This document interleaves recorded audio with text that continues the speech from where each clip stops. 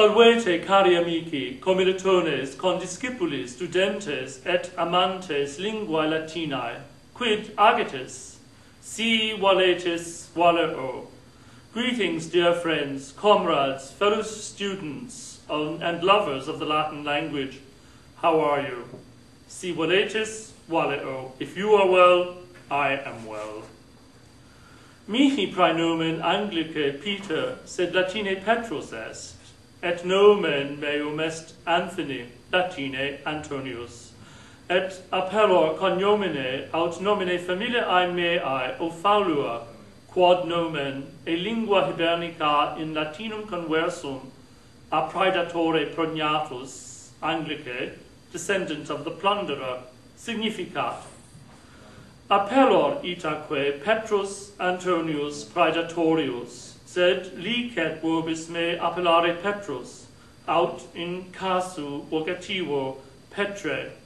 My name therefore is Peter Anthony Foley, but you can call me Petrus, or in the vocative case, Petre.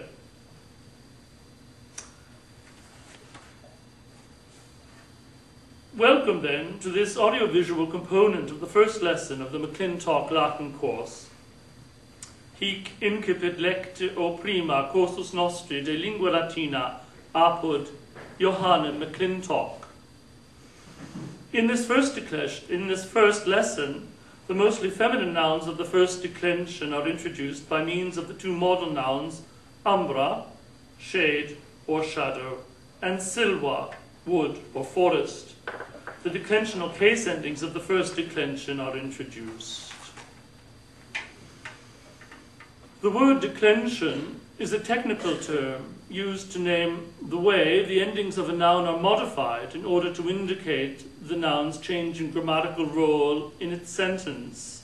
Then again, declension is a technical term used to name the large categories, groups, or families of nouns organized together according to the manner in which their endings decline or are modified.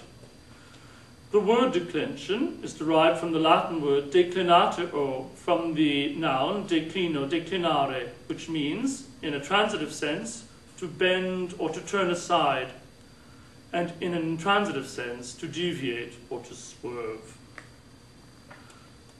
The various grammatical functions of the noun in its sentence are indicated by means of the appending of a suffix, a special grammatical role-specific ending to the stem of the noun. The suffix modifications, that's to say the declensions, of all Latin nouns follow 5 patterns. According to these 5 patterns of declension, all Latin nouns are organized into one, usually just one, of the 5 larger groups or families of nouns which are called, according to the second meaning named above, declensions. Into these 5 declensions or families of nouns, the nouns are organized by reason of the similarity of those changes made to the end of the word, which changes, we remember, indicate the changing grammatical role of the noun in its sentence. That is to say, a particular ending is used to mark the noun as subject of the verb, another as direct object, another as indirect object, etc. The suffix of the noun changes with its change in grammatical role. This grammatical role is called case. The noun's case is indicated by the declensional suffix, its case ending. Here, in the first lesson of our course, we meet 3 of the 6 cases of the first declension nouns. We meet the nominative, the vocative, and the genitive cases. The nominative case ending marks the noun, of which it forms the suffix, as subject of the verb.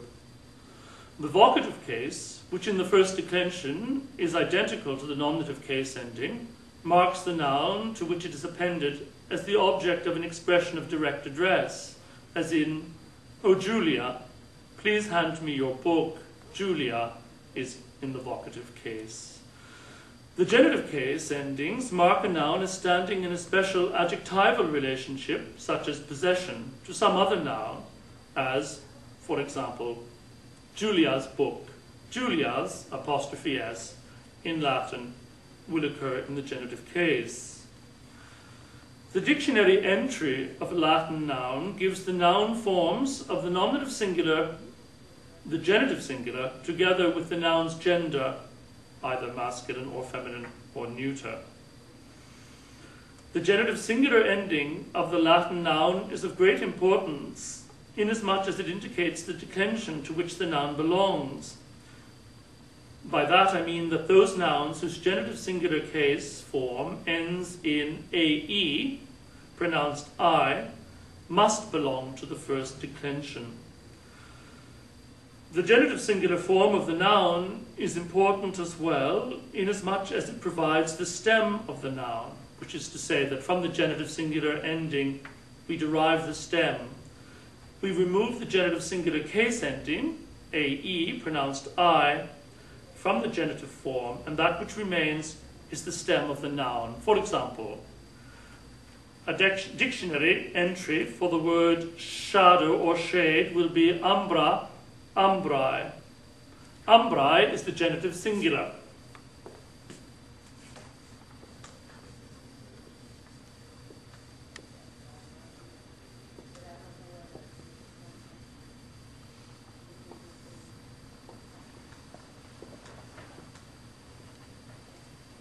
Umbrae minus I gives us the stem umbr, to which the other case endings would be appended. Similarly, the word for wood or forest, silva, silvae. The genitive singular is silvae. We remove the genitive singular ending, ae, pronounced I, and that which remains, silv, is the stem of the noun.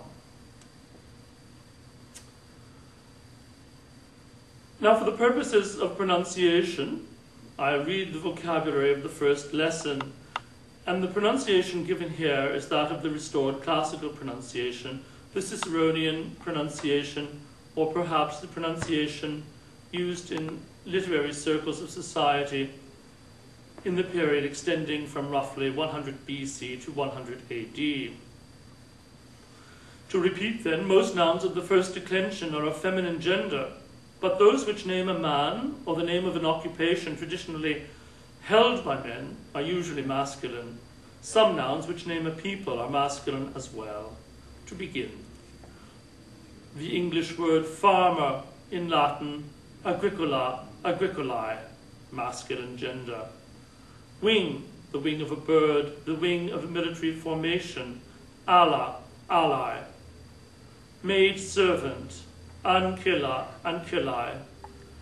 A Celt, celta, celtae, masculine. Dove, columba, columbae. Daughter, filea, filiae. Galba, which is the given name of a man, galba, galbae, masculine. Tongue or language, lingua, linguae. Recollection or memory, memoria, memoriae.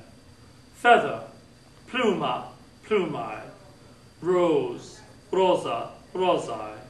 Wood or forest, silva, silvae.